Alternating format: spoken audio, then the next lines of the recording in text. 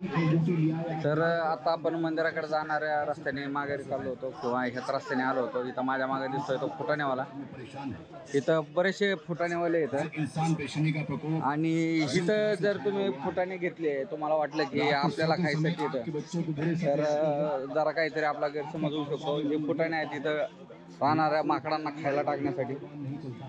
इथं हे विकतात आणि सांगतात की चला इथं माकडांना टाका. नदीकडे गेलं की तिथं पण आहे ना पिठाच्या गोळ्या करून विकणारी येतात. ती बी काय म्हणतात की घ्या घ्या गोळ्या घ्या गोळ्या घ्या, मग त्याने माशांना टाका. मी दोघा तिघांना म्हणलं तू टाकी, तर ते म्हणले नाही भैया जिसका श्रद्धा आहे वो डालेगा.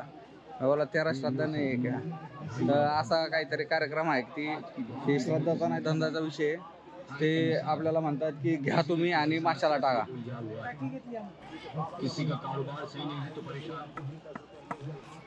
तर आपण फुटाणे घेणार आहेत पण आपल्याला खायसाठी. आता घोटाळा असा झाला की पप्पांच्या खिशात पैसे येतात आणि मी राहिलो इथं. ते काय मागून यायचं नाव घ्या ना, फुटाणेवाला थांबा ना. नाही जास्त चार्जिंग नाही. ते पण बरोबर, आपला चार्जिंगचा पण इश्यू झालेला आहे थोडासा. आणखी एक महत्त्वाची सांगायची गोष्ट म्हणजे इथं एअरटेल आणि जिओ या दोन्ही सिम कार्डला माझ्या तर रेंज नाही आहे.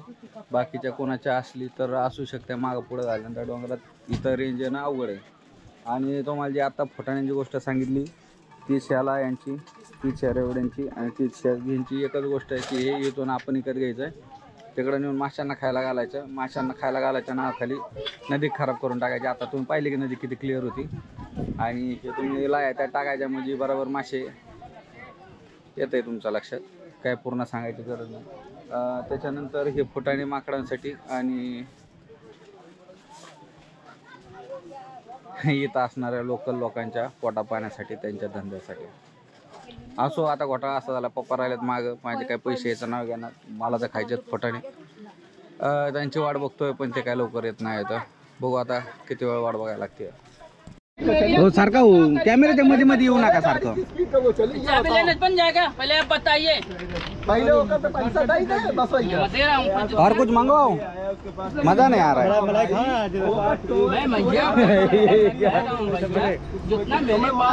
मालिक को लगा देता हूँ फोन और सूर के बात कही ले। जो सूर पता है महू हाथ जोड़ लो, महू हाथ जोड़ लो। महू तो कालबिन कह रहा हूँ बनारस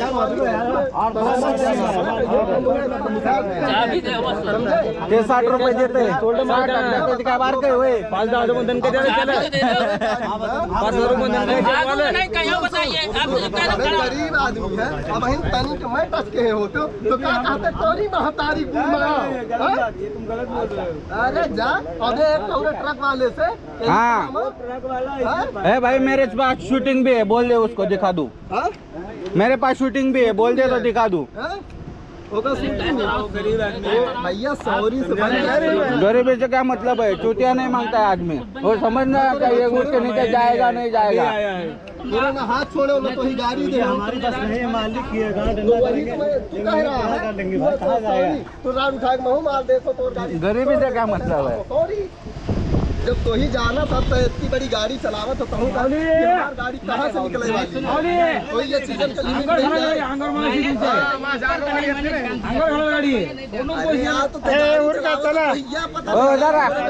जरा कुठं का बघा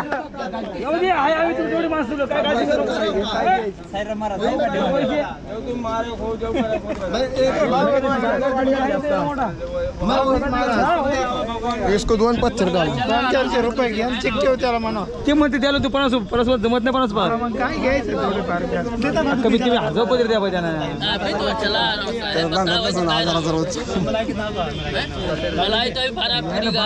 बाहेरची माणसं इथे गेले जोरात मागायची याला त्या माणूसच्या अंगावर गाडी घातली ऊपर गाड़ी लाई दिलो तेरा निकालो पैसे. चलो सब जमा करो वर्गणी अपना अपना 500 बना के दे दो.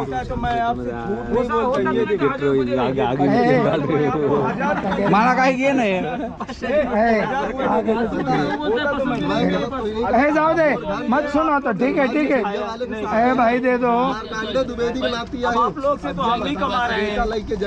अरे हो गई गलती हो गई तो हो गई क्या फिर मालिश कधी सुनता है का आपकी गाड़ी का? पण ते आपल्यामुळं होईल ना वेळ चाललाय बाहेर कळाले का ए चले ए झाकी दे दो 500 रुपये दो दो भैया दे चाहे हो गए क्या 500 रुपये ते 10,000 तुमच्या बोकांडी बस हो गए 500 रुपये तुमच्या बोकांडी 500 हो गए तुम्ही मुडी सांगावा अरे दो 100 रुपये वो मानेगा नहीं फिर